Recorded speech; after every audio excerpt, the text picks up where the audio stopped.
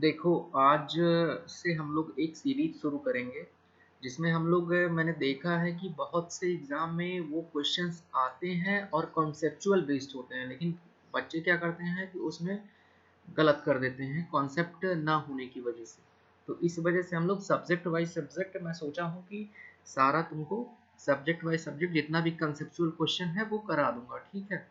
तो सबसे पहले पहला सब्जेक्ट मैं शुरू कर रहा हूँ फ्लूइड मैकेनिक्स से। तो फ्लूइड मैकेनिक्स में सबसे पहले तो ये तुमको समझना बहुत जरूरी है कि फ्लूइड मैकेनिक्स को तीन पार्ट में बांटा गया है। फ्लूइड स्टैटिक में बांटा गया है, फ्लूइड काइनेमेटिक्स और फ्लूइड डायनेमिक्स में, तीन पार्ट में ये बांटा गया है। फ्लूइड स्टैटिक्स में क्या है कि जो हमारा फ्लूइड रहेगा वो हमारा स्टैटिक रहेगा, रुका हुआ रहेगा। उसकी वजह से जो हमारे प्लेट्स पे फोर्सेस से आती हैं उसको हम लोग कैलकुलेट करते हैं और बायॉन्सी वाला चैप्टर पढ़ते हैं।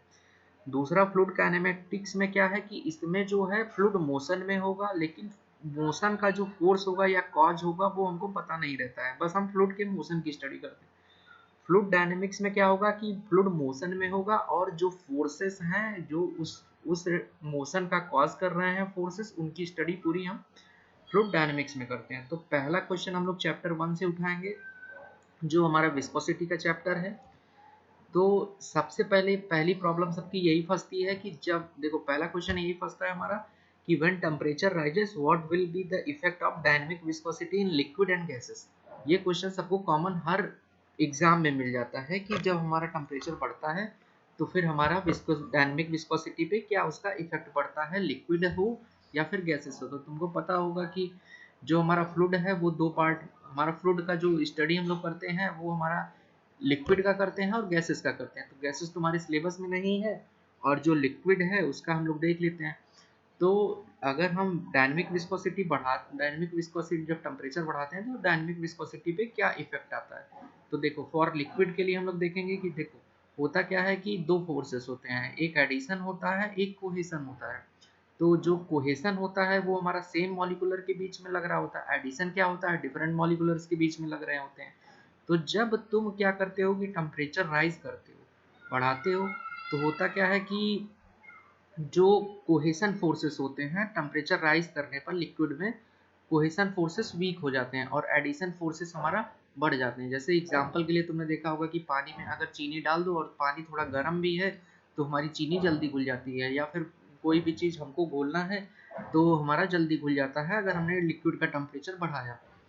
तो ये इसी वजह से होता है कि जो जैसे चीनी और पानी के मॉलिक्यूल के बीच का एडिशन फोर्सेस बढ़ जाता है, पानी का जो मॉलिक्यूल होता है चीनी की तरफ ज़्यादा अट्रैक्ट होने लगता है, ठीक है। तो इस वजह से क्या होता है कि हमारा टेम्परेचर बढ़ाने से एडिशन फोर्सेस बढ़ जाते हैं और कोहेशन वीक हो जाता है।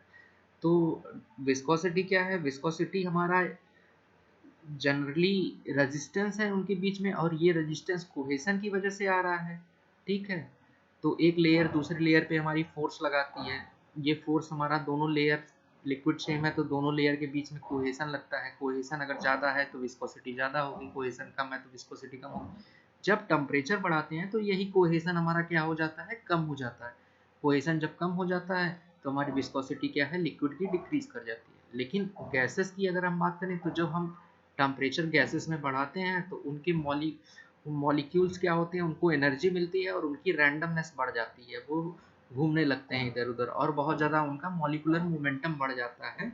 इस वजह से क्या होता है कि एक दूसरे से आपस में बहुत ज़्यादा टकराते हैं और उनकी जो विस्कोसिटी होती है वो हमारी बढ़ जाती है गैसेस के केसेस में। तो लिक्विड के लिए हमारी जो है वो कम हो जाएगी क्योंकि कोहेशन कम हो जाता है, और गैसेस के लिए हमारी क्या होगी, वो बढ़ जाएगी, ठीक है।